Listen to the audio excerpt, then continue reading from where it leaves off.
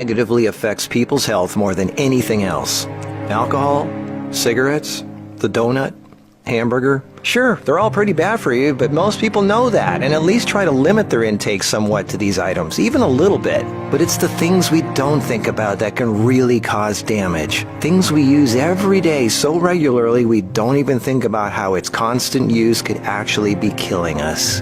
The real culprit is the chair.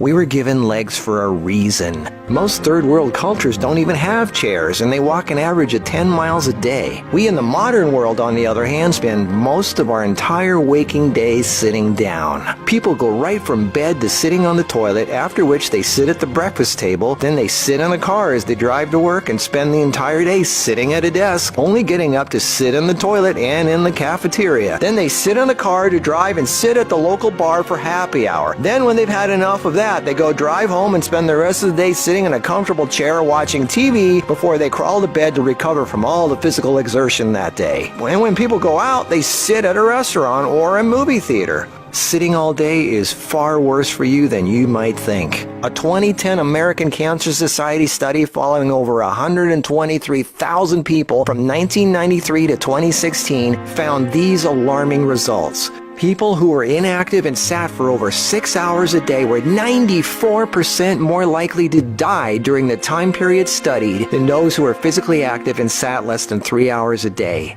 That's almost 100%. And get this, findings were independent of physical activity levels. The negative effects of sitting were just as strong in people who exercised regularly. 60%, that's over half of employees surveyed, were convinced they would be more productive if they had the option to work on their feet. Medical experts have started referring to long periods of physical inactivity and its negative consequences as sitting disease. Below this video are links to an endless list of medical studies showing physical inactivity and low fitness are serious threats to cardiovascular health. Even with a low body fat index, sitting has been linked to non-alcoholic fatty liver disease.